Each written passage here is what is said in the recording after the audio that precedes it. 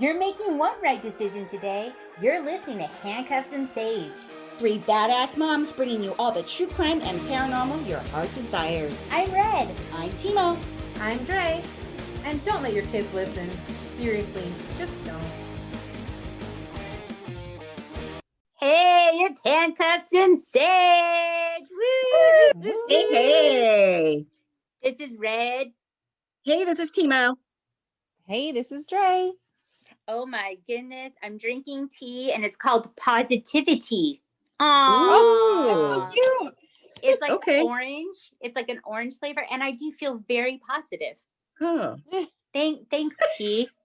Yay. Interesting. Not sponsored. Where did you get that? And that's kind of a cool looking mug that you got there too. Yeah, it's like a French looking mug because I'm fancy as fuck. Mhm. I got it at Vaughn's. Oh. How about that? Fun. Have you guys heard of a little store called Vaughn's? It's a mom and pop. You can get positivity there. I love it. So good. Where'd you get your mug from? Oh, I've had this mug forever, so I have no effing clue. How about that? That's great. Yeah. So I can't tell you. You can't have it. All One and right. only. How about I'm that? always looking for a good mug to plant succulents in. I don't have any more room, but I don't know what I'm gonna do, but eventually I have succulents that I bought that are sitting on my patio table that I need to plant. I have one I'm going to drop off tomorrow. So have fun with that. Oh, and it's a fun. big one too. Oh, okay. Uh-oh. I'll find You a want spot. a big succulent? I'll find give room you for a that. big succulent. Yeah. Oh my gosh, I can't believe Christmas is almost here. No. Oh, It's so I crazy. love. Do I'm you not guys do like a ready. countdown, like or an advent calendar at home? I Do don't. you do that? Oh my gosh, we have Um, like cute like counting blocks, and each day Mhm. I'm like, oh shit, it's almost here. Oh, It's that's cute. almost here. But what's most important is it's almost my birthday and Dre's birthday. I know. That's what's most important. So this is the plan, y'all. When COVID is over, we're gonna do something fun and Mhm. whatever. I really want to like celebrate with you guys and get you something fun and whatever. I just can't do it right now. And you guys know why. Yeah. But Yeah. I promise that when COVID is over, and that may be in 2 years from now, who knows? We'll just have like 3 birthdays to party up on, I Yeah. guess. Oh That'd be a no, big-ass Tina, party. that's bullshit. If I don't get a present on my birthday, I'm gonna lose my effing shit. I'm Okay. gonna talk so much shit. Okay, then you're gonna get a homemade gift, okay? Those are the best ones. Okay. All right. It's so Aw. cute. I actually share a birthday with one of my not like share, but we have our birthdays are like 3 days apart or something, 2 days apart.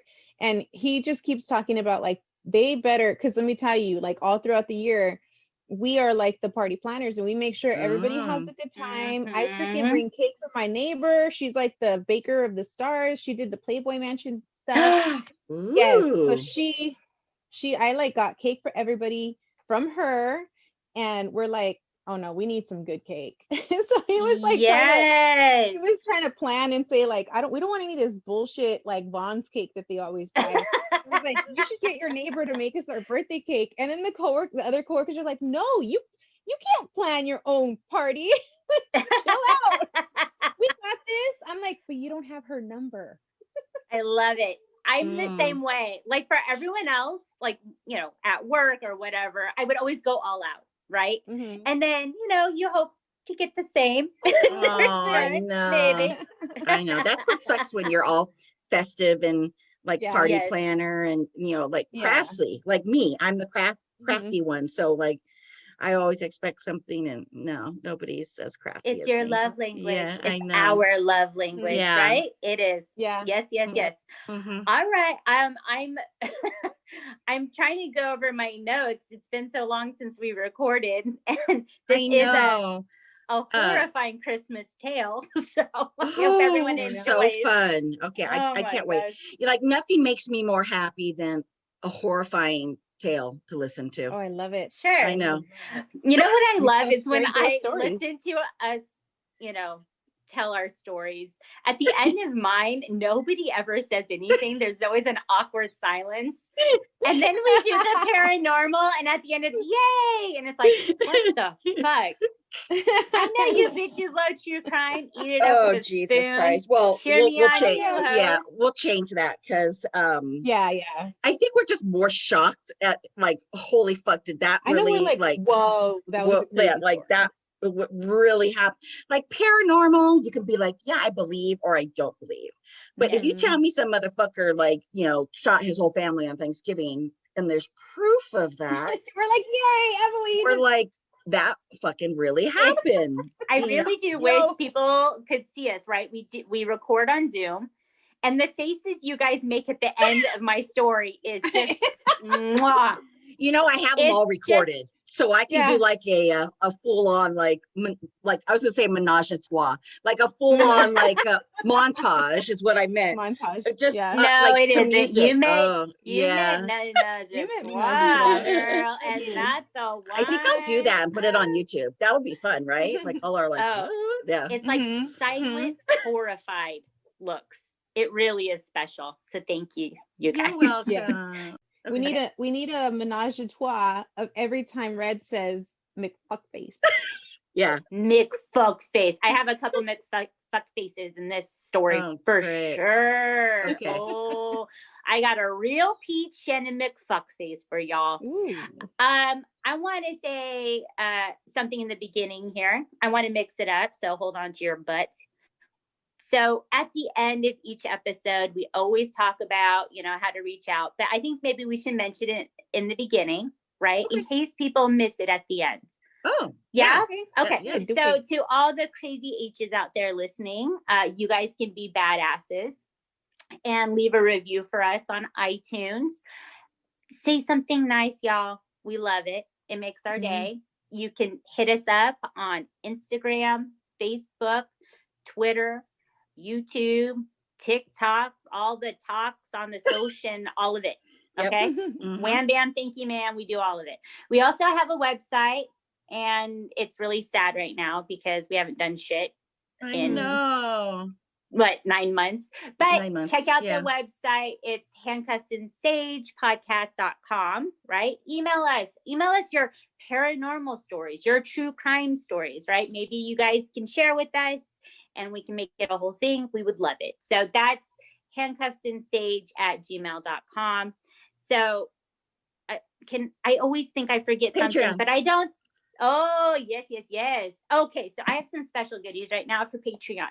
So check out our Patreon page, support your favorite gals, and there's different levels here, and you get different goodies. And, you know, we come together, we record, we put time into, you know, our stories, and it's so nice when people support us and, you know, help us along our journey, right? So we'll give you a shout out if you help us out. It means a lot to us. Can you guys think of anything else? No, just the Patreon is patreon.com/handcuffsandsage. So yes, that's how you girl. can find us. Yeah. You got it. Ooh. Okay, so let's buckle up. We got some true crime, and I can't wait to see everyone's silent, horrified face at the end of this shit. Really. Okay, so this story is actually, it's typically called the Carnation murders, but I'm going to call it something else. It's the Anderson family murders, okay? This is about a family and something that they went through. Carnation is actually the place that it takes place. So that kind of seems ridiculous to me. So this is the Anderson family murders. Okay, so this really sweet family, the Andersons, lived in Carnation, Washington. This is a really small rural town. It's actually like, would be a nightmare of a place for a person like me to live, because there was like 2,500 residents, right? Everybody knows everybody, and you know, it's a slower pace of life there. Okay, so it's very rural. It's kind of like the east of Seattle. And fun fact, this is actually near Lake Sammamish. Do you guys know what Lake Sammamish is? I've heard of it. I don't remember why. It's Ted Bundy's hunting There ground you go. back in 1974. So this is where this is taking place in Carnation, Washington. So that's why it's typically called the Carnation murders. Okay. So we have Judith and Wayne Anderson, and they live on 5 acres in this really wooded, beautiful property there. They have 3 children, Victoria, Scott, and Michelle. Their kids are older, so they're like in their 20s or early 30s, and the couple are still working full time. Okay, so they're not retired, they're not doing that whole bit yet. They're both still working. Judith is a mail carrier with the United States Post Office, and Wayne is an engineer with Boeing. So they work really hard. They're really good people. All accounts say that this is a very loving and supportive family. Judy and Wayne were really enjoying being grandparents to Scott's children, Olivia, who was 5, and Nathan, 3. So they're in this like really nice place in their life. They're enjoying being grandparents. They're on this beautiful property. They get together with their family, you know, they're living a happy life. They're happy people. Okay. So Judy was expected at work on December 26, 2007. But by 7:45 a.m., her friend and coworker Linda was getting really worried because Judy hadn't shown up yet. Okay, so that's not like Judy. So Linda decides she would just make the quick drive over to Judy's to check on her. So this is the kind of town we're living in, right? Mm-hmm. Someone doesn't show up for work, and you know what? I'll just drive to their house real quick and check on them. Okay. So Linda knocks on the door and there's no answer. So she tries the doorknob and it was unlocked. And that instantly concerned her. She said that Judy was very good about always locking her doors. So she had that pit in her stomach, right? So the door unlocks. So the door opens. She calls out into the house and gets no response. So she steps inside and she looks down and in the living room sees a man's body on the floor. So yikes. Okay. Poor fucking Linda, dude. Awful. So then Linda sees a body of a woman and a small child. Oh no. Yes. So Linda goes, she makes a call to 911, and this is happening a little after 8 a.m. So paramedics and officers arrive. They find the bodies of a man, a woman, and 2 children in the home. It's awful. The adults had been shot multiple times. So they're taking in the scene. They're going over the property. The officers are searching everywhere. And then there's a shed in the back. And in this shed, the officers find 2 more bodies. It's a male and a female.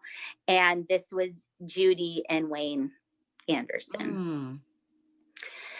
The bodies found inside the home were Scott, his wife, Erica, and their 2 children, Olivia and Nathan.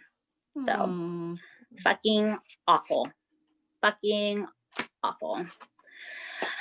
Scott Anderson and his family lived about 30 miles from his parents in a place called Black Diamond. That sounds like a cool place to live. Where do you live? Black Diamond. So that's where him and his family lived. No one had heard from him or his family since Christmas Eve, December 24th. So this is two days prior to their bodies being found. Okay. So Judy and Wayne's daughter, Victoria, couldn't make it to their Christmas Eve like family get together they had planned because I guess she was really sick. So she wasn't able to make it. And no one knew where their other daughter, Michelle, was. So they're all kind of taken in the scene.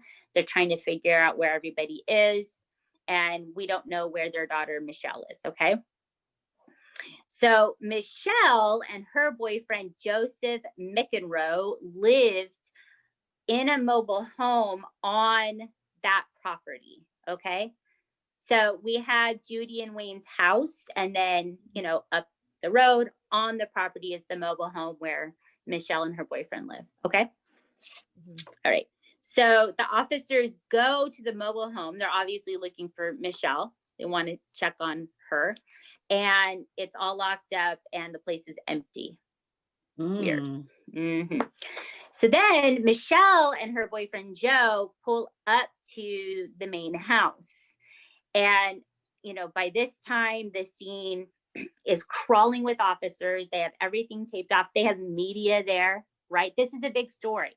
We're talking about a really small town and these murders happen. So everyone's there. We have homicide detectives there when they show up. And with all this chaos happening, the homicide detectives thought it was really odd that the couple didn't ask at all what was going on or where her parents were. That's weird. Yeah, that's a little A weird. little odd there, Michelle. You peach. You're a real peach. So the detectives, and I agree with them, decided to question the couple separately. I think something's up. We should talk to them separately. So that's what they did.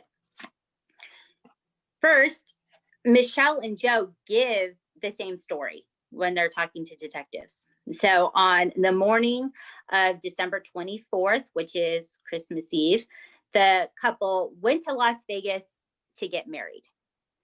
They had stopped by in the morning to tell Michelle's parents, you know, this happy news.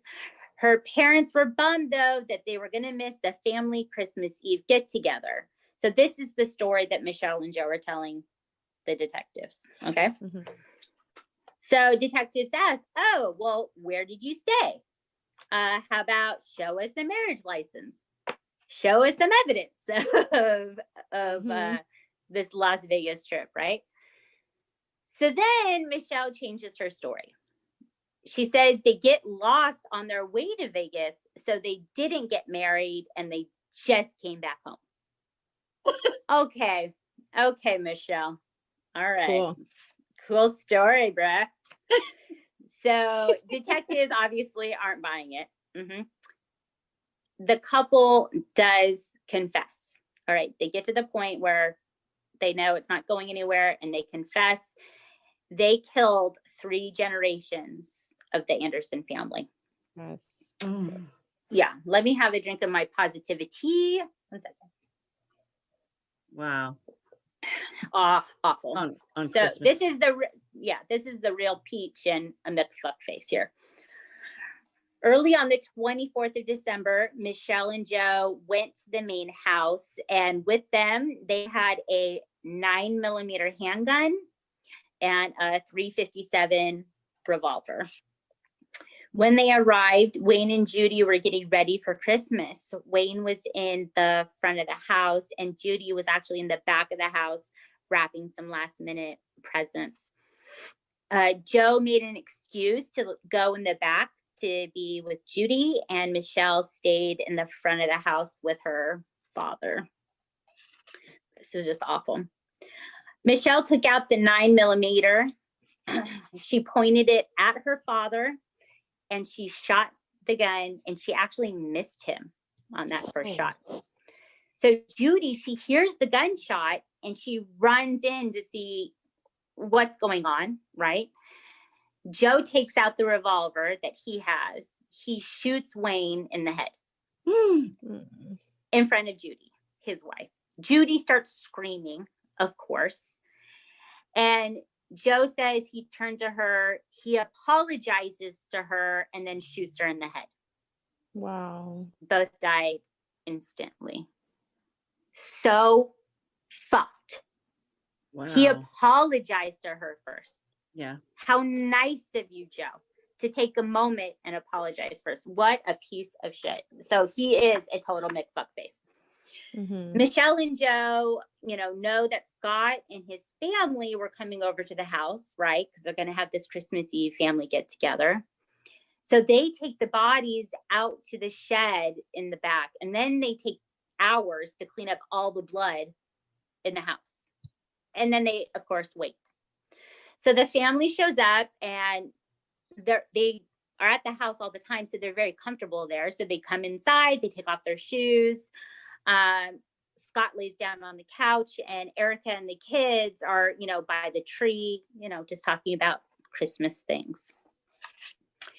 So Michelle comes out and she actually points the gun at her brother, Scott. Scott charges her. Okay. So he gets up, he's charging her to keep her from shooting, but it was too late. She said she shot her brother 2 to 4 times. Oh my God. So Erica starts screaming, of course, right? So she's screaming and she shoots at her. Erica covers up her kids and she hides behind the couch. Okay. Erica was shot twice at this point, but still is able to get to the phone. Erica gets to the phone, you guys. Okay. Wow. This badass trying to protect her babies. She calls 911. She's able to call 911. The dispatcher hears a woman scream on the line and then it goes dead. Okay. Joe grabbed the phone from Erica and he's like pulling it apart and he like pulls the battery out so they're on the floor. And she's pleading with Joe not to shoot. She's pleading with him. She's got her kids. Again, Joe apologizes first and then shoots her in the head. What a McF face. Then Joe shoots sweet little Olivia, 5 years old. Who the fuck can do that? I don't know. He says he looks at Nathan, who was 3, and Nathan had picked up the batteries from the floor. Oh, no. And that he looked at him. Joe said that Nathan looked at him with complete comprehension of what was happening. And then Joe shot and killed little Nathan. And it's like, no, he didn't understand what was happening. He's a 3-year-old little boy picking up batteries, and you shot a little boy. Oh, it just makes me sick to my stomach. Sick to my stomach. So police actually had been dispatched on that day, on the 24th, because of Erica's call, right? That she had was able to make. Michelle had actually padlocked the front gate so the police unit couldn't get in. So they turned around and left and didn't check on anything else. Come on. What? Yeah. You're in a town of 2,500. You've got time to check, honey. You got time to check. Especially really if somebody's screaming. Yeah. It really checked. It really pissed me off. Okay. So the bodies were then found on the 20th, 2 days later. So Michelle and Joe had planned to, I guess, go to Canada. That's where they wanted to run away to. And they had tossed the guns that they used into a river. I don't know what river, but that's what they did with the weapons. So let's talk about the peach and the McF face here a little bit and what happened. A classmate of Michelle's actually said she was, really quiet in high school. She hung out with misfits, like the misfit kids. She would complain all the time her family was mean to her and that her father hit her. She would say that she was the black sheep of the family and she was tired of everybody stepping on her. Now, something to take into account here is, even though Michelle says this, by all accounts, from family and friends, they said that they never saw any kind of abuse like that from this family. So even though Michelle's saying these things, it seems like a very loving, caring family. Okay. Michelle would say that she got the least amount of affection and attention in her family, and that she only felt close to her brother, Scott, and that he was the only person that she trusted, her brother, Scott. Right. Yeah. Right. So in 2002, Michelle and her brother had actually decided to go into business together. At the time, she was a security guard for Nintendo, and Scott was doing construction full time, but they decided to do a custom painting business for cars. So that was like really their passion. And even though they had these full-time jobs, they really decided to like kind of make that leap into this business. And the business was called Pure Evil Customs. Wow. Oh, what a And wonderful business name. I'm going to put money on, and because I am a betting woman, that it was Michelle the Peach that thought of this perfect name. I know, I'm pure evil. Let's call the business Pure Evil. Right? So Scott, soon after, you know, meets Erica. He falls in love and they start a family. And Michelle is pissed about it. Michelle feels pushed aside by Scott because he's doing normal things like starting a family, right? So then Michelle meets McFuckface Joe on an online dating site because of course that's how they met, right? Mm-hmm. Shit. Right? So they meet on this online dating site, and Joe actually moves to Washington to be with Michelle. Joe, which is really fucked up. Joe said that Michelle had sent, you know, pictures of herself, but they were like 10 years old. And when he met her, she was definitely way bigger than he expected. Oh, no. But they stayed together. So he was able to get over that, you guys. Isn't that nice of Joe? Yeah, that's really nice of So Joe. nice of him. So nice of McFuckface Joe. So Joe had dealt with different illnesses throughout his whole life. And he spent most of his time online playing Dungeons and Dragons. Side note, nothing wrong with Dungeons and Dragons. That's just what he spent all of his time doing. I love the D&D world, but that's all he did, okay? So they get together in love, even though Michelle's bigger than what he expected.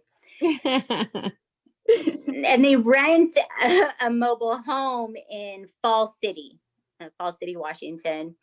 Joe works at Target for a bit, so Joe's doing well. People said that they spent basically all their time together, though, at home, and they were really rude to all their neighbors. So Michelle was really a Karen, okay? She would lose her shit if, you know, say the neighbor's cat came through their yard. She would come out and lose her mind, okay? If someone parked their car maybe in front of their mobile home, she'd come out and lose her shit. So Michelle, you know, wasn't someone I want to hang out with. She was just a total biatch all the time. That's what it sounds like to me, okay? Mm-hmm. Yeah, real fun. So they had put black cloth like coverings all over the windows, and they said that they did this because the neighbors were watching them. So you have like this really aggressive behavior from Michelle towards people all the time. She has a chip on her shoulder that nobody loves her. She doesn't get the affection from her family. And then you have like paranoia in there, right? So maybe Michelle struggles with mental illness. I don't know. And then Joe just kind of does whatever the fuck Michelle wants. That's the feeling I got from, you know, everything I watched online, videos, and, you know, the deep dive here. Michelle was heard all the time by neighbors yelling at Joe. They could hear her just berating him all the time. She was heard saying, "You have no job, you have no money, and you have no life," right? So she was a fun person to be with and date. They were in love. Yeah. Great. Fantastic. So Joe's mom had been evicted, you know, years earlier, and it hurt his credit because she had used his name for that. So that really made it hard for them, I guess, to get a place. And because of that, and I guess at the time, neither one of them had jobs. So no jobs, the credit was hurting them. They needed help. And so that's why they ended up staying in the mobile home on Michelle's parents' property. Okay. So they move into the mobile home and they're living on the property for about a year before the murders. And I want to let everyone know that they live there rent-free. And Michelle has such a chip on her shoulder that her family hates her, but she's living on this property, 5 acres, for free for a year, and has no job. But she'd be pissed, okay? She'd be real pissed. And neighbors said that Michelle's mom, Judy, was really, really loving and caring and would be seen all the time taking up food and meals and stuff to them constantly. Like she just was trying to take care of them all the time. And Michelle acted like they didn't care. So I just feel like Michelle is slightly delusional here. There's something going on for her not to see how lucky she is. Okay. Does that make sense? Yeah. Mm-hmm.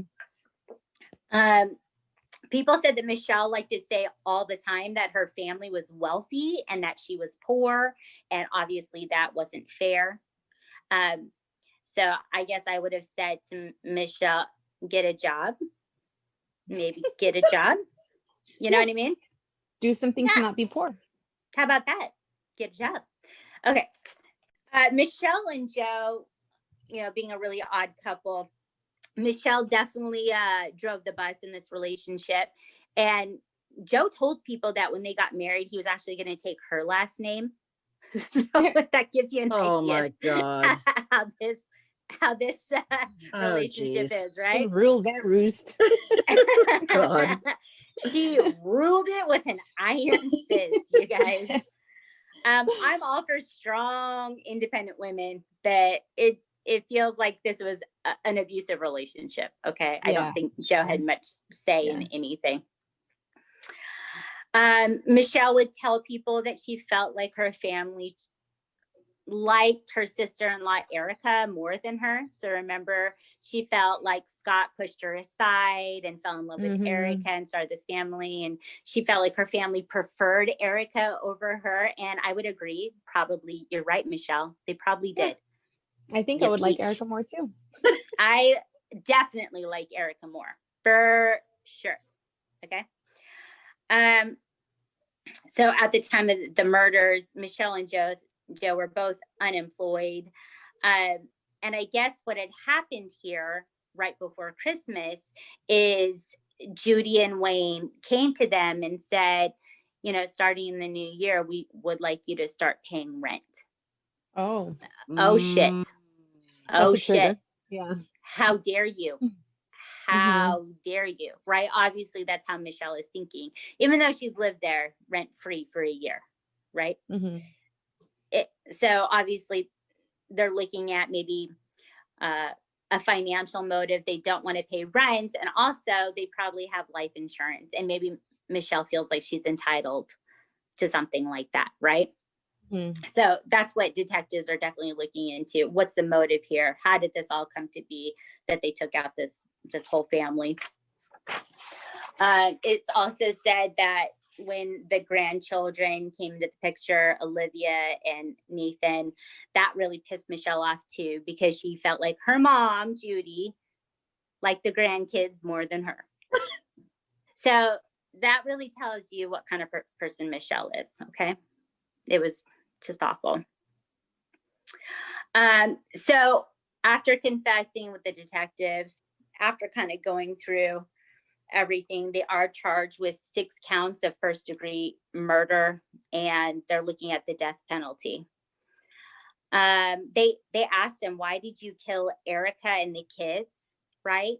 Like if you were pissed at your parents, but like why Erica and the kids? And you know, Michelle gives this response that, you know, they don't want them to have to live with memories. They don't have to live with the grief. But then Joe said, no, Michelle just didn't want any witnesses. So that's why they killed. Yeah. Yeah. So the prosecutor on this case, Dan Satterberg, he actually wanted the death penalty. They said that they would plead guilty if they like took the death penalty off the table. Michelle said she wanted to pay for the crimes, but there was like they looked into mental incompetence, right? Was she of sound mind? And they did take the death penalty off the table. So no death sentences here.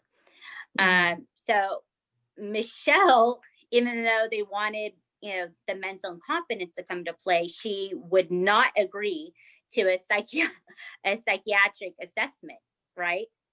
So, Oh God. what, I can't imagine having her as a client, right? This bitch. This is our defense, ho. Okay, let's do this. But she wouldn't agree to it. But they forced it to happen, right? The prosecutor said, "Oh no, Michelle, you got to do what we say." So they do this assessment and they find her to be competent but a royal bitch, which is weird because that's what I also found. You know, Yeah. same thing as the doctors. Michelle said that she made Joe do it, and there are videos of the trial, you guys.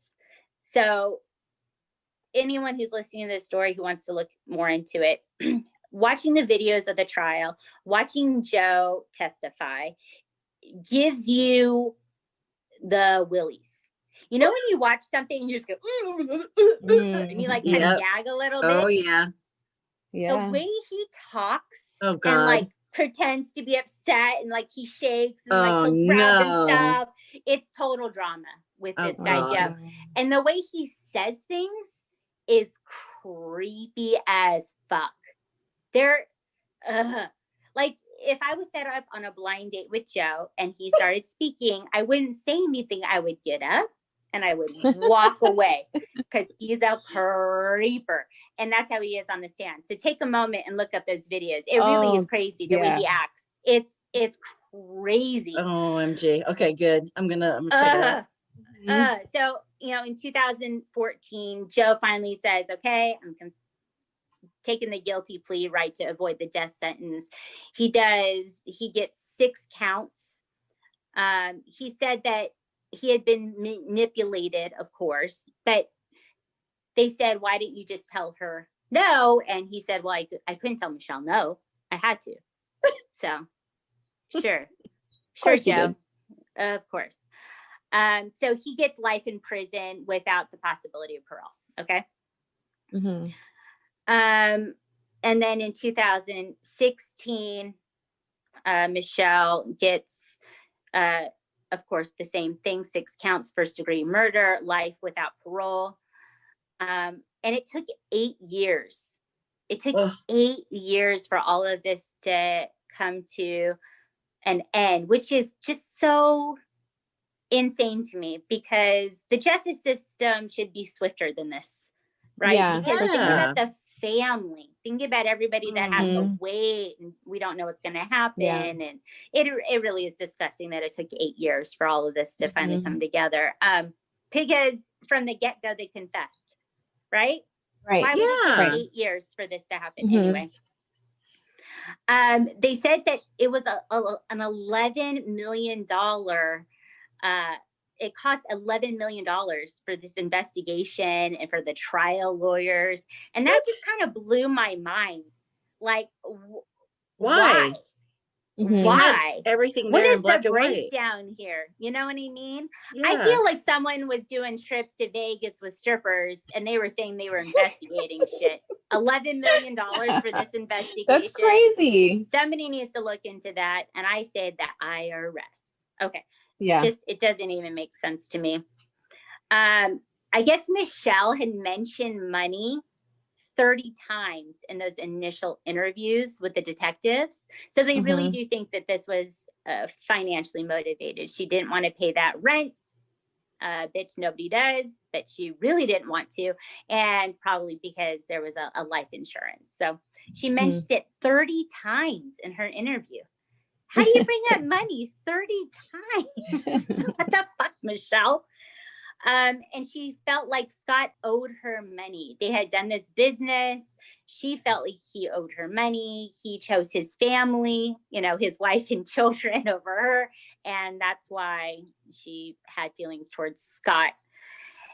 This is crazy because the sister Victoria, the one that was too sick to go to that Christmas Eve get together, she just, she has to live with, what if I wasn't sick and I went? Right? Right. Mhm.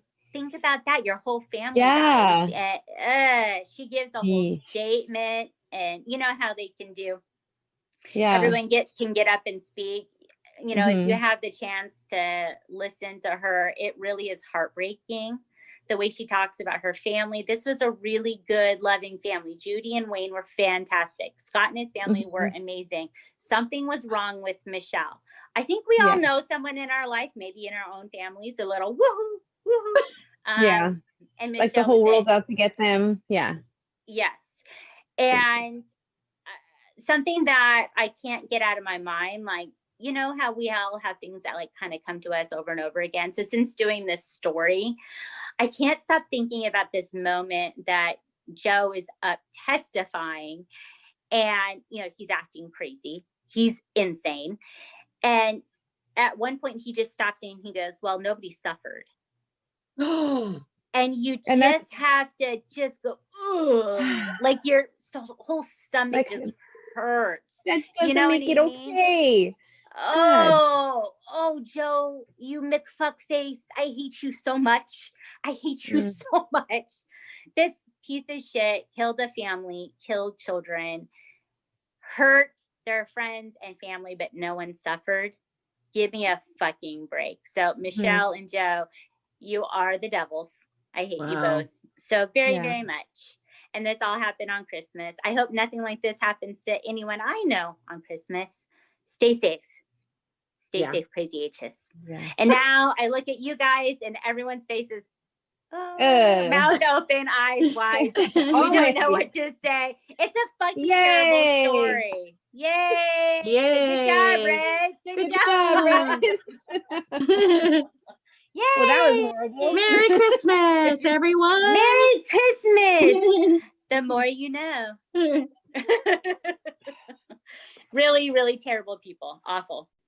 It was really super fucked up that it took 8 years for them to finally get Yeah, that sentenced. bothers me. Yeah, That that's totally bothers me. And that investigation, that price amount, come on, y'all. no. How much coffee? Come on. Come Yeah. on. Nah. Paper and pens don't cost that much, investigators. They were investigating if they had gotten married in Vegas and they gambled some shit away. That's right. That's exactly what happened, Dre. Thank you very much. IRS. All right. Buckle up. It's time for the fun. It's time for the fun story, paranormal. Okay, so y'all know me, and I'm going to have a lot of, it's a single word that I'm going to have to repeat over and over again, which will probably be different every time I say it. So I have my little cheat sheet right in front of me. So I have a 500-year-old ghost story to tell. And I have talked about this before in passing, maybe in regards to like other stuff. And I kind of mentioned that, but now I'm going to tell you the whole story. So can I interrupt you? Yeah. Oh my gosh. You said 500 years old and something just came to me and I meant to tell everybody in the beginning of this. Hold on to your butts. Are you ready? Yeah. Are you ready? Okay. Yeah. So my grandpa passed away, recently. And we were able to get some things from him.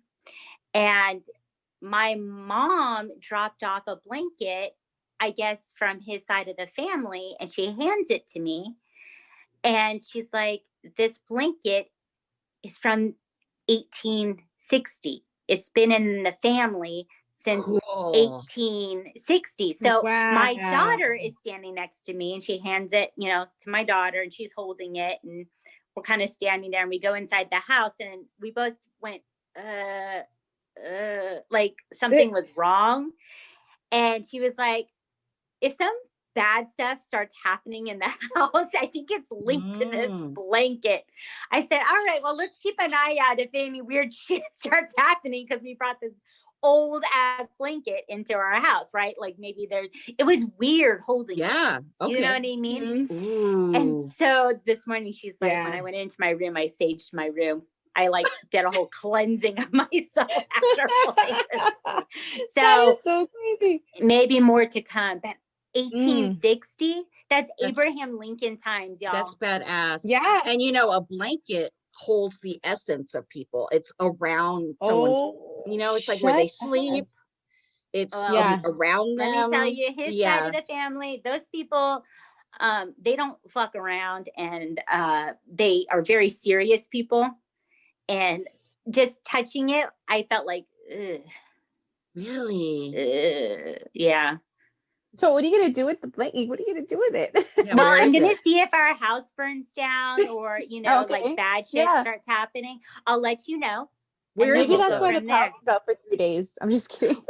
Maybe I know my sisters listen to this. That's too bad, because maybe they would get it. Shit.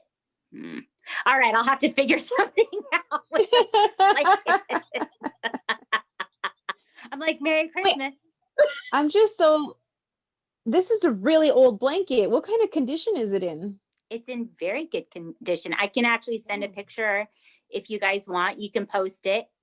Cool. Is it like a quilt, or is it like, what is it made out of? Yeah, it's like a quilt with like fringe around it. It's dark blue. It looks old. It looks like if you touch it, it's gonna crumble. Wow, that's so badass. Yes. I love that. Yeah. So you said 500 years, and I thought, ooh, this blanket, it's super old. And I meant to tell y'all in the beginning. You really scared me at first when you started to tell that story. I know. I got really scared for some reason. I don't know why, but I don't know. I'm also scared. Okay. For my life. But before you even told the story, like, you got real close, and I'm like, does she see something behind me? Is there something in the camera? Like, I started freaking out. So I see a blanket behind you. Okay, great. Okay, perfect. Okay. There's actually a blanket back there. Okay. So 500 years. We are going to talk about La Llorona. La Llorona. Wow. Everyone take a sip of your tea. This is absolutely horrible. Okay, I'm going to say it without the accent. La Llorona. La Llorona. Okay. Dre, how do you say it, girl? Llorona. Yeah. Oh, Llorona. shit. Llorona. And she said it all sexy too, with not even trying. What a bitch. Not even trying. Like, if I can say it without thinking about it, and it comes out right, but I'm always thinking about it. So I might end up just calling her Lala, like Lala. Oh, I like Lala. Okay. Lala. Yeah, that's cute. I like that a lot. Okay, so La Llorona means the weeping woman. So that's the translation. And it's been, or she has been, a part of the Hispanic culture in the Southwest since the conquistadors. So it's, her story has been around, but I found some links to other names that are kind of like the same thing, like way back to like ancient Greece and stuff like that. I'm not going to get into that, but this story could have gone on for forever, y'all, with like how it's linked to other spirits or beliefs or whatever. But we're just going to stay in United States here, y'all, maybe down to Mexico for a little bit. So she's a tall, thin, very beautiful woman. She has long, flowing black hair. She's wearing what color gown? Red? White. She's it's a white gown. Yes. White. What a basic bitch. Sometimes she's not wearing white, but I'll tell you that later. And she roams the rivers, lakes, and creeks, wailing into the night, searching for children to drag them screaming into a watery grave. So Lala, her actual name is Maria, and she was just born into a peasant family in a small village. But she grew to be so beautiful that she captured the attention of men, no matter what their status was. So they could be rich, poor, be a part of the elite, or be like just a pauper. All the men just dug her, and she knew it. Okay, so in the daytime, she lived a humble life, being a peasant in the village. But at night, she decided to get her groove on, and she dressed up in her great white gown and got all purdy. Same girl, nighttime. And then she went to meet men in the local fandangos. I'm assuming. What's a fandango? I didn't look that. Yeah, I didn't look that up, but I'm assuming that it's some type of like bar dance place. Mhm. Well, we should investigate this because we're professionals. Let's go to a fandango. Yeah, what's a I have a fandango? definition, guys. Okay, cool. It's a Ooh, what is lively it? Spanish or Spanish American dance in triple time that is usually performed by a man and a woman to the accompaniment of guitar and castanets. Ooh, sexy time. That's a Yeah. fandango dance, but this was a fandango, like a place to go to. Oh. So is there like a separate? Oh, So maybe it's just probably Yeah, a you're dance. It's right. probably like a dance place to do the dance. it must be. Yeah. There's Yeah. only one way for us to find out. Let's Okay. go. Let's go. So the men loved it and they knew that she was coming. So they would just sit and wait for her, dude. And they were just like, who's going to get her tonight? Who's going to get her tonight? But Miss Maria Lala had two small sons who kind of cramped her style.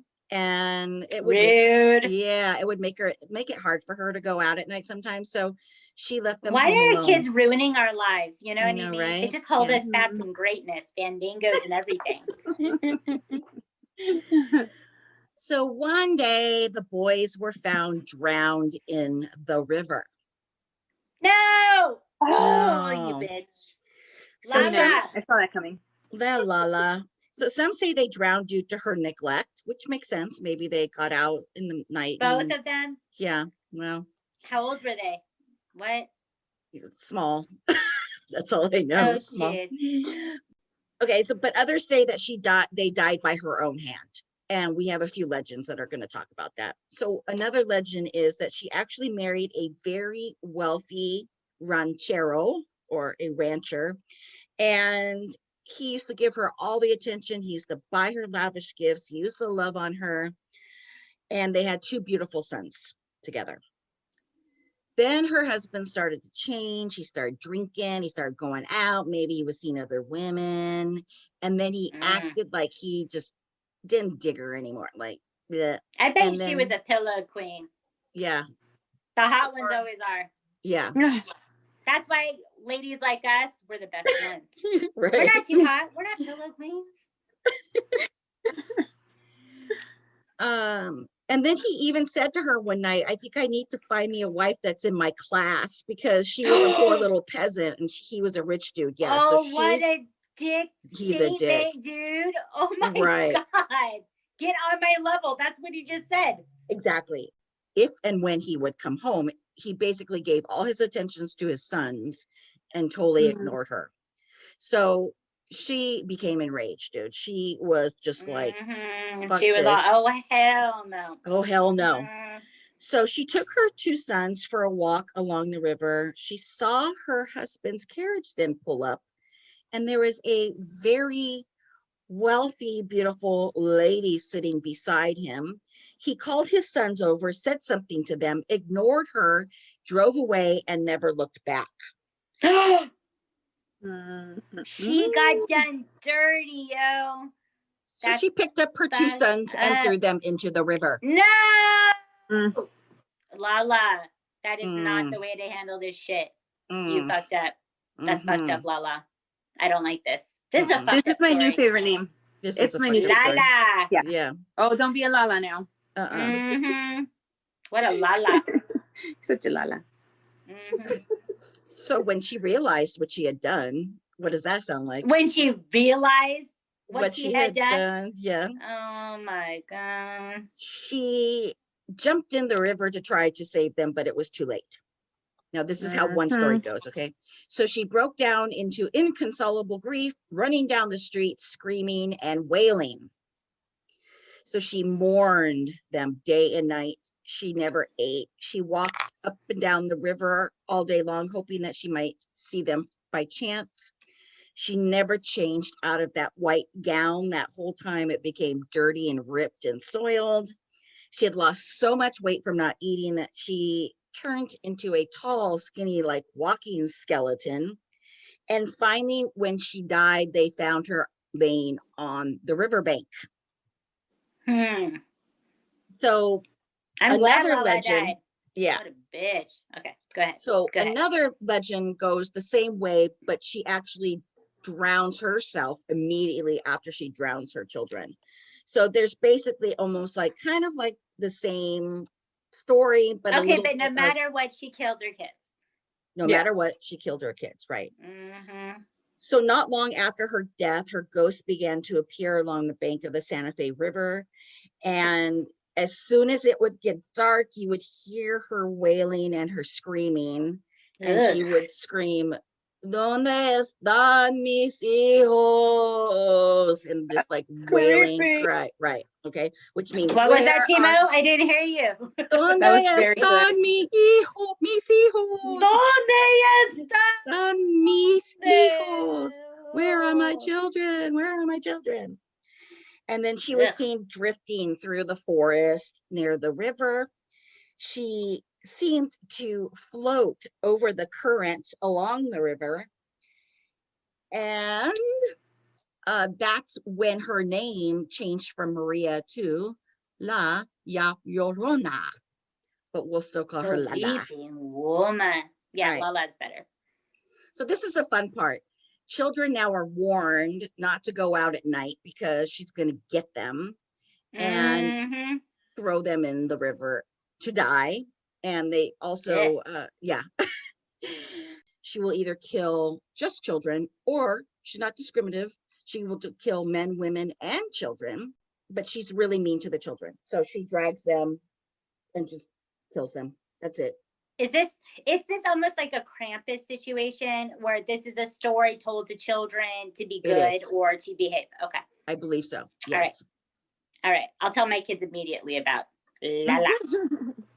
Okay. So I have a few stories. I found an awesome website, and some readers actually sent in stories. So they published the stories along.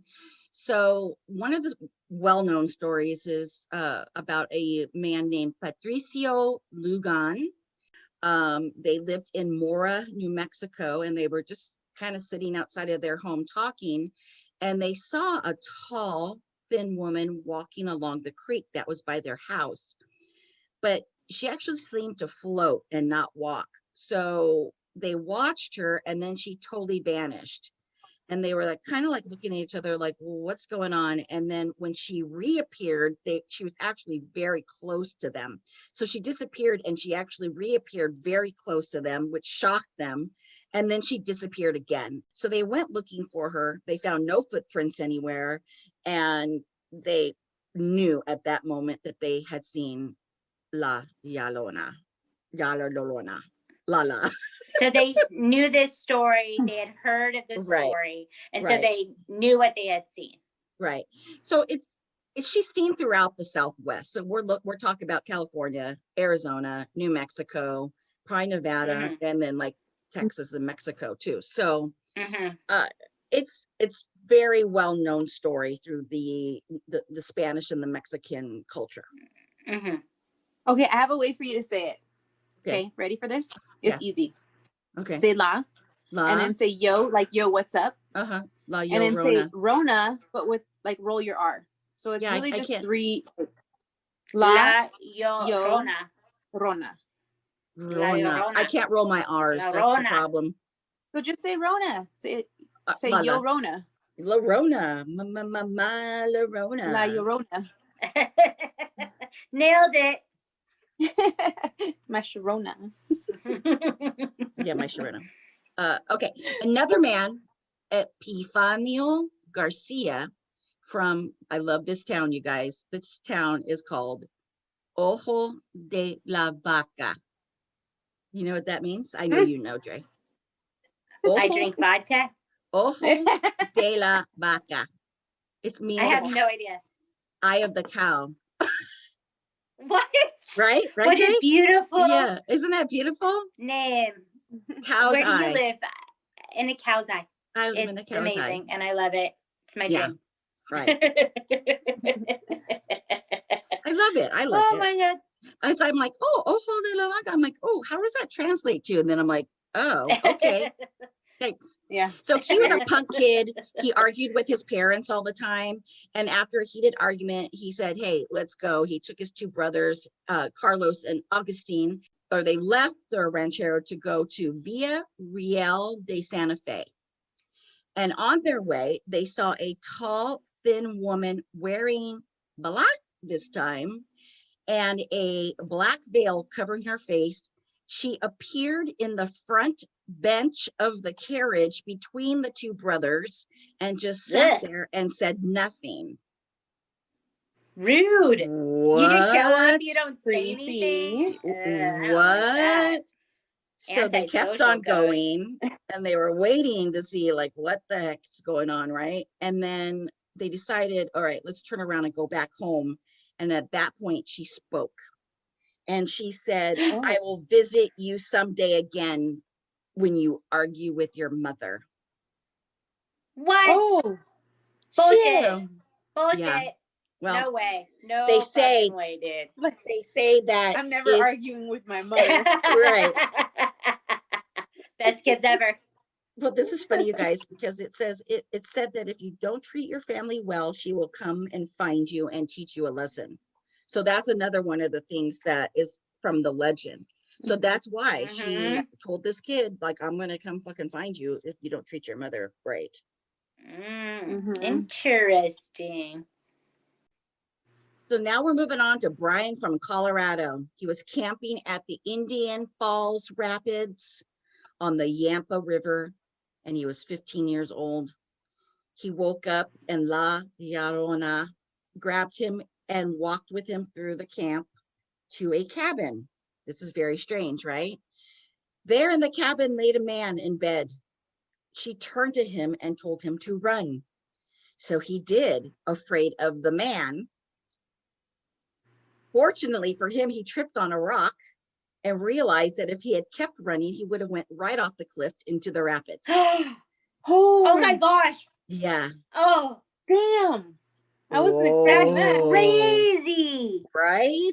She tells Dang. him to run, and because he trips, like I would have tripped, it saves Uh-huh. him. It saved him. Oh, I have the Oh my chills. gosh. Yeah, can you believe that? That's crazy. Crazy. Yeah. 15 years old. Oh my Dude, goodness. yeah. That gave me He chills. probably thought he was gonna Ugh. get some, 15, this beautiful, like, Yeah. Yeah. She's got my head. It's happening Oh, just like yeah. I thought it was gonna happen. Oh, yeah. All right, so this person sent the story in, but they omitted their name, so we don't know who this person is, but they worked as a copy editor for a newspaper, and then they came across a story about Lala, and it like reminded them about what happened to them in the 1980s when they attended Kansas State in Manhattan, Kansas. They had gone to visit some friends in a mobile home that was right next to a creek. And when they were sitting on the couch, they had these really freak looks on their faces. And their friends told them that the bar stools had been spinning and rocking back and forth, like all at once.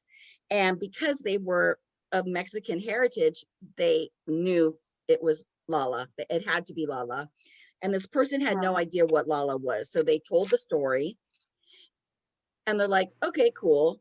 Now we're in college. Let's party it up. Let's drink. So after like a huge night of drinking, this person ended up staying the night in the guest room.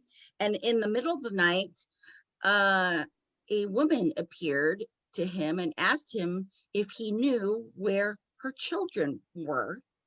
He thought he was dreaming. He was half awake.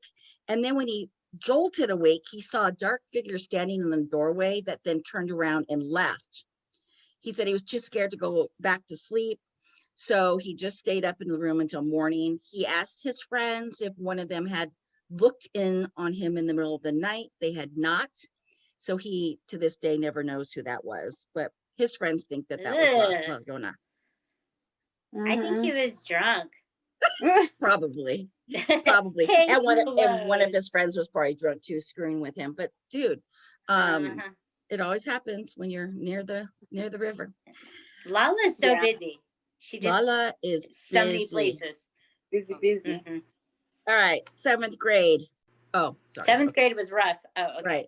Go ahead. Okay, so this person was in the 7th grade. They had a nightmare where they were standing on a dark road with a dim street light off into the distance. The ground was wet and it started to rain.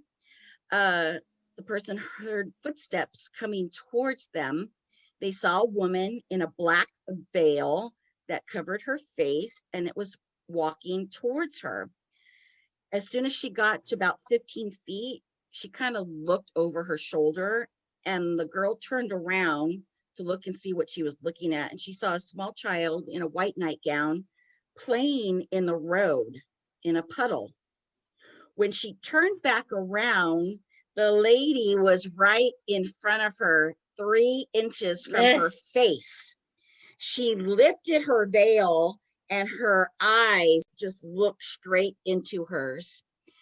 She woke up in a panic, looked outside, it was raining, and she just could not go back to sleep. Okay. Years later, she was hanging out with 2 girlfriends, Veronica and Sarah. They were telling ghost stories, and Sarah told the story about Lala. And she said she didn't really like, it didn't really like, she didn't really think about it at first. But then Sarah said that she will only lift her veil to her victims in the afterlife. And that's when she asked them to help her find her lost children. So she's like, holy shit, I had this dream. She lifted the veil and looked at me. Is this what I have to look forward to in the afterlife? And shit. she constantly is reminded of my that. body. I have chills through my body. Her name is Tanya Apilar, and she's from Eureka. So, dude, can you imagine that you see this and then like you hear this story and then you're like, oh my God, I'm going to be one of her victims and I have to like search for her children for eternity. Gotta find the children. Gotta find the children. Okay, I have a couple more. A lot of pressure. For you guys. So much pressure. Yeah. So Pete Sanchez was driving along the East Bernard River. This is just south of Houston, Texas. And as he started crossing a bridge, he looked to his passenger seat and there was a transparent lady dressed in black sitting there with a black veil on. He was like, what the fuck? So he sped up, crossed the bridge. And as soon as he crossed the bridge, he turned to look and she was gone. So that's kind of like a little cute, little spooky story. That's a stupid story and I hated it. All right, go on. Okay. Give me some more. Daisy Calderon. We're going to Mexico, y'all. When she was 8 years old, her abuelita, which is her grandma, her little grandma, told her to go to the store to go buy soda for dinner. So it was like just getting dark. She took her little brother with her. And as they were walking, they weren't really paying attention, but then they started to hear like this like wailing cry of a woman. And then a young, beautiful woman appeared in front of them, started walking towards them. And then she started running as if she was going to grab her brother. And she realized that she wasn't even running. She was like flying, like floating at them. And her brother started to cry. So they turned around, took off, went back home. They told, of course, Abuelita and Mama about what happened. And they locked the door, started praying. And they were saying, God, please make Llorona, Lala go away, please. So the kids had no idea who this person was, but the grandma and the mom were praying for them to go away. Ew. Can you believe that? God. Oh. Thank you, Abuelita. Thank you. Thank you. Okay. Dude, if this story is true, this is fucking freaky. So Emily Ortiz, when she was 8 years old, she got really interested in the paranormal and she used to do research like shit, right? So she finally... She's my kind of piece. Yeah, she should have she's a my podcast. girl. Right. She should have a podcast So without sponsors. One day, girl. One day. So she was researching Lala and she heard a strange noise come from the bathroom. She went to go check it out. Come on, girlfriend. And she stopped at the sink. Next thing she knew, something grabbed the back of her head, pushed her head into the sink. The water turned on and started to fill up. She was literally drowning in the sink, right? She got to the point where she figured out that she was probably going to die because she couldn't breathe anymore. And all of a sudden, with the struggle, her mother came in and pulled her out of the sink. Okay. Her mom came in, saved her, but it was a struggle to save her. It was a struggle to pull her out. Right. Oh my gosh. Fuck all of that. Yeah. The mom knew that she wasn't going to drown herself. And then they both turned white with fright. And they realized that it was probably Lala that did that.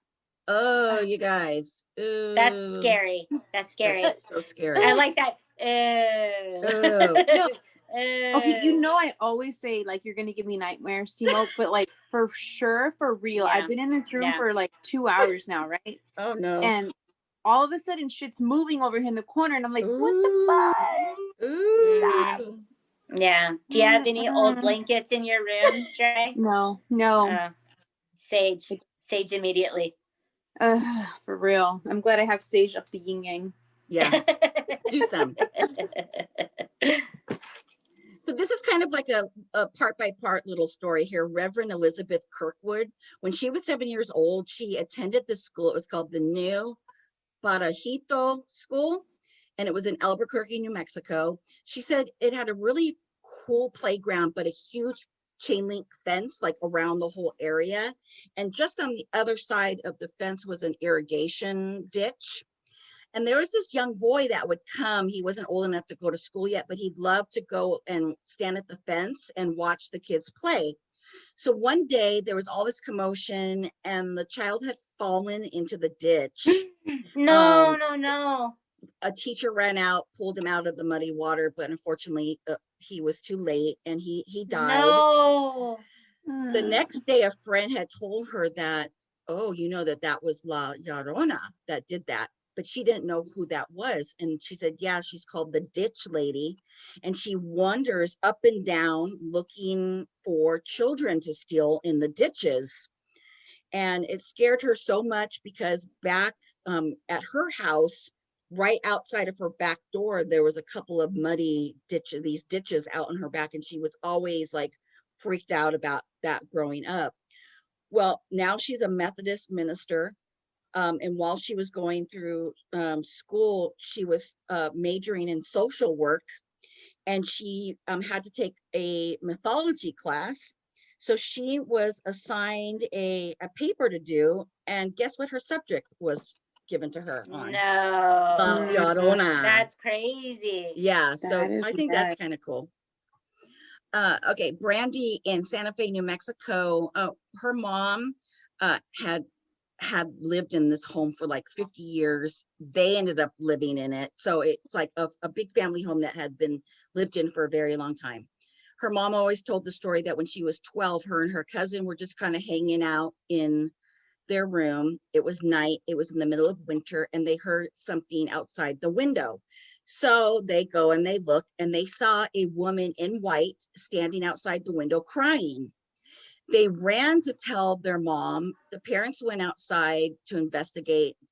No one there, no footprints in the snow. There was nothing there. So they always said that was probably La Llorona. So that was in the back of her head. So now in the future, Brandy now is 11 years old. That's her bedroom now. That used to be her mom's bedroom when she was young. She was home alone one night, very dark outside. It was the middle of winter. And she heard a noise outside her window. This girl's smart though. She's like, fuck that, I ain't looking. She left the room and she never went. Yeah, she never went and looked out. But she told her mom, look, this is what happened. And she's like, yeah, you were visited by La Llorona as well. Oh. Yeah. Creepers. Creepy. Okay, so here we go. One more, and then I have a little bit of fun facts for you. So Nisi from Lompoc, California, she heard an entirely different story of La Llorona, okay? She's known the story that Lala was a prostitute. And whenever she got pregnant... That's what I heard too. Yeah. No, I'm just kidding. Whenever she would get pregnant and have the child, she would go down to the river and drown it. Oh, oh God. So eventually one day, as most prostitutes do, she was murdered by a customer, and she was sentenced by God to roam the rivers, creeks, and lakes searching for her children that she murdered. Okay, that's a really fucked up story, dude. I'm not into it. It makes me feel really gross, like all over my body. I need a hot or cold shower right now. Cold. So of course, she was pissed and she became very, very sad, and she was crying and crying, like, how could this happen to her, right? She cried her eyes out, literally, because her eyes now are two black holes. Oh And my her goodness. Cry wailing, her eyes out, literally. literally, yes. Okay, She you've gone screamed. too far, Timo. I don't believe this story now. Yes. Her wailing and her screaming got so excruciating. Her mouth grew large like a horse's mouth. So whenever she heard a crying child now, she just basically runs to go take it. So this is a story that now she heard as a young child, where That's terrifying. the family would warn you, don't cry. And if you cry, you better watch out. You 'Cause can't La even cry Llorona now. is going to You get can't you, even right? cry now. Right. Oh Yeah, my right. goodness. So Don't she have said she Over by the emotions. water. she said she was so traumatized that when she'd cry, Yeah. she wouldn't like walk around the house. She would like stay in one corner because she thought She'd be all she would quiet, never, like, yeah, she would never go outside. So one night, when she was 8 years That's old, crazy. her mother made her sleep with her and she was pissed off. She said, I wanted to sleep on my own bed, but my mom made me sleep with her. I woke up and there was a woman standing at the edge of the bed. She was wearing a black dress with purple trim, 2 black holes for eyes, and a big smiling grin. And she just stood there and did not move. She said, I sat up and stared at her for like 5 minutes. She would not go That's away. bold. So you know what this little girl did? She's like, so I just went back to sleep. Oh, And She said, peace. yeah, peace out. And I'm she said, tired, bitch. from that I day, took my melatonin. I'm not staying up. oh yeah, Sorry. from that day and moving forward, she says strange things happen to her all the time in the house now. So she did some research and she found out, guess what? House is buried over Indian burial ground. Time to move. Get some boxes. Do the take. Bye. Mm-mm. Yeah, Yeah. don't stay. Yeah. So all We've all these seen stories, Poltergeist. yeah, oh yeah. So all these stories I found on legendsofamerica.com. And I thought it was really cool because they actually told the story and then they posted a bunch of readers' experiences. So that was fun. Yeah. Okay, Mhm. so I dig it. fun facts, y'all. So I found like a million gazillion movies of La Llorona. Like she's everywhere, y'all. And there's one in like 1933. It's a Mexican film, so I'm pretty sure it's in Spanish. And it's just called it's called La Llorona. Then there is a 1963 film called The Curse of La Llorona. Then in 2006, a movie came out. It was called Kilometro 31. And I guess this must be in, it's in Latin America somewhere, but I think that's the name of the road in the movie where they experienced her. And then did you guys see Mama in 2013? Yeah. It was with Andy Muschietti and Guillermo del Toro. That movie is loosely based on Lala.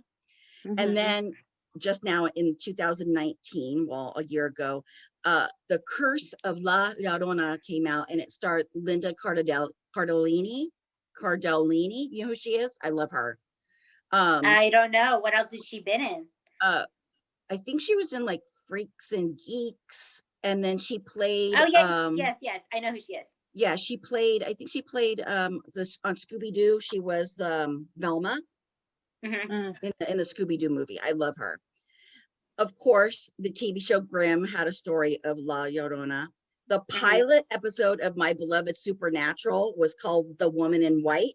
That came out in 2005, y'all. 2005. No, really? Yeah. Yes. The whole time on. you were telling this, I was thinking of that pilot. Yeah. It's loosely based on this kind of you know, the legend, but it's more like if they bring it into like the modern world. And then there, I don't know this word, I didn't look it up, maybe you can help me. In 2011 there's an animated, so there's a cartoon movie, you can see, I've seen it on Netflix. It's called La Leyenda de la Llorona.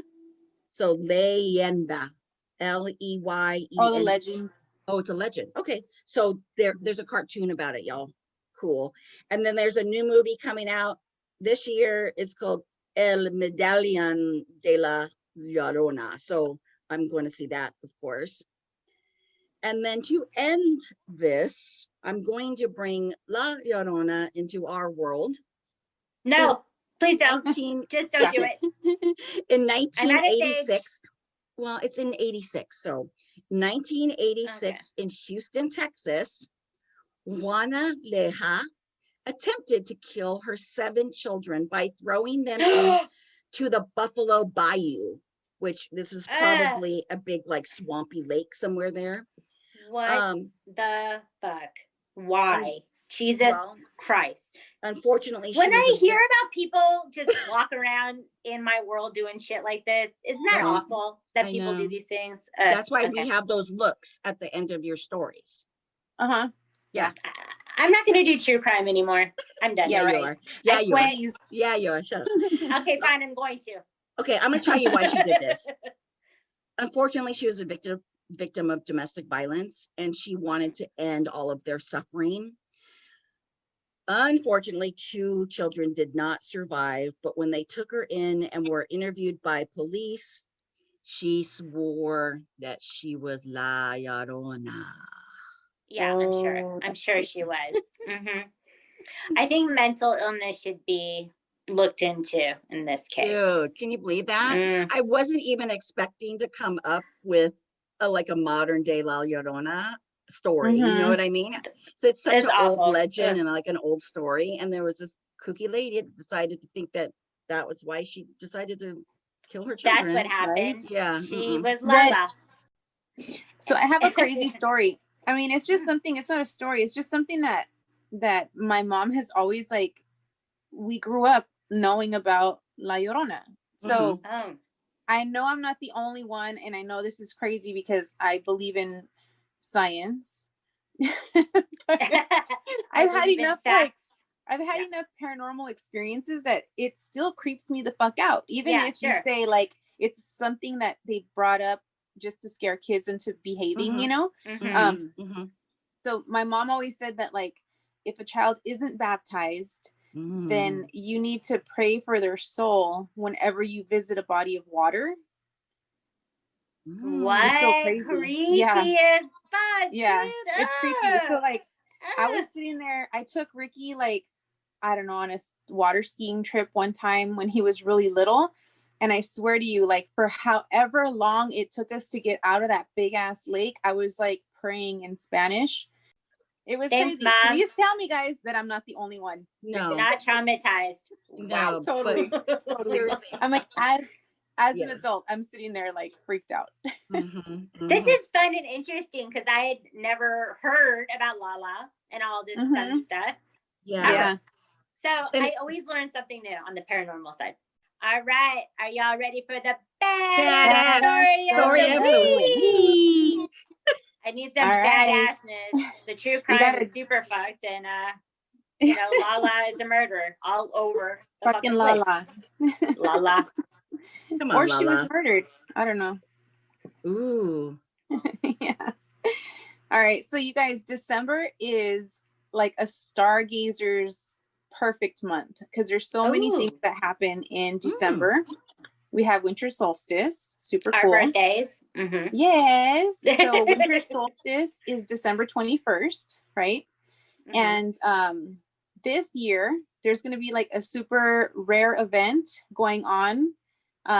What people would have thought was the Christmas star.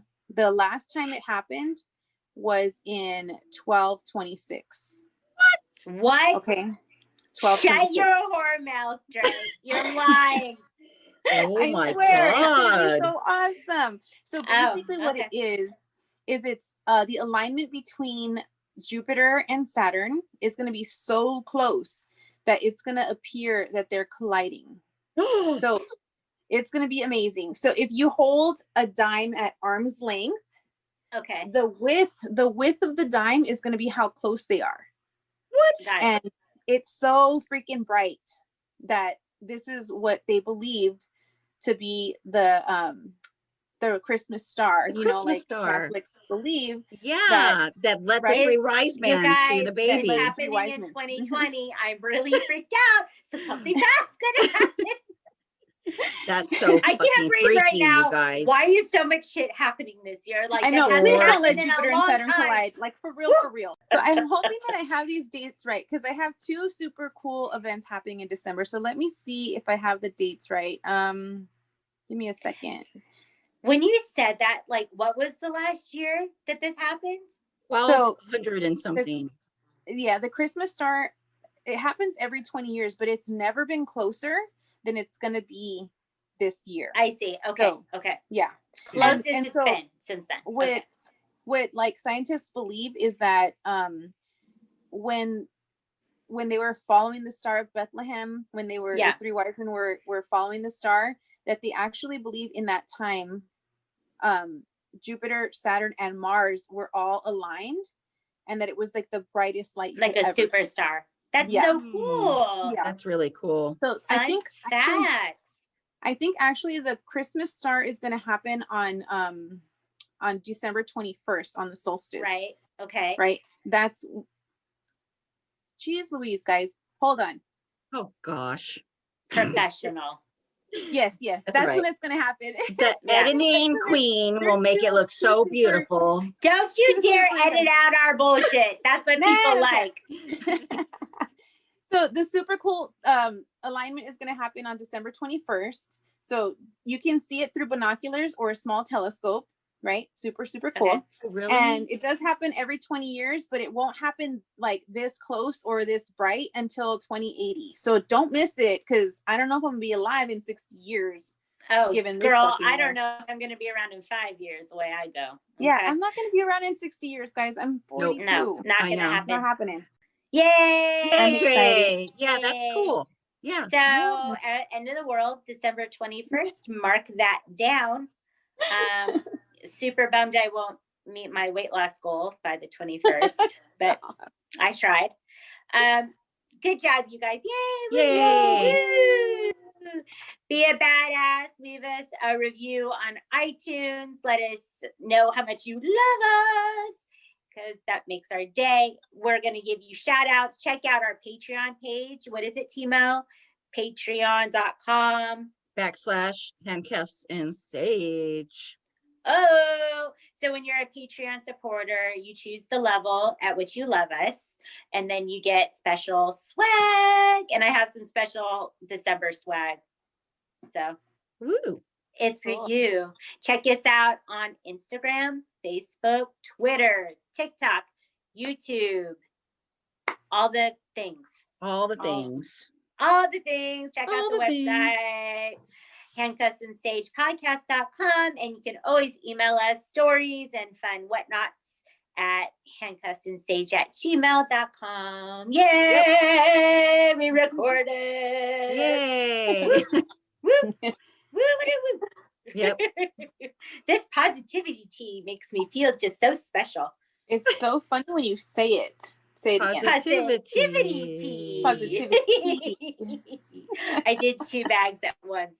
Oh shit! I feel like I can do anything. I feel so good. Oh, okay. I want that positivity. Yeah, where did you get that positivity? Mom and Pop store called Bonds. Oh, okay. Support Mom and Pops. All right. Good job, you guys. Are you ready? Yep. Mm-hmm. Remember, we do what we want. Woo! Just like Lynn. She does what she wants. Oh, yeah. Oh, gosh. All right. Bye, y'all. Okay, bye. Bye. See ya. Bye-bye. Love ya. Bye. Love you. Bye-bye. Handcuffs and Sage is hosted by Red, Timo, and Trey in a shitty guest room in Los Angeles. Theme music is Leave Now by We Are Wasted. Cover art done by Megan Winchester. Follow us on Instagram, Facebook, and Twitter. Show us some love on iTunes. Be a badass and do what you want. Until next time.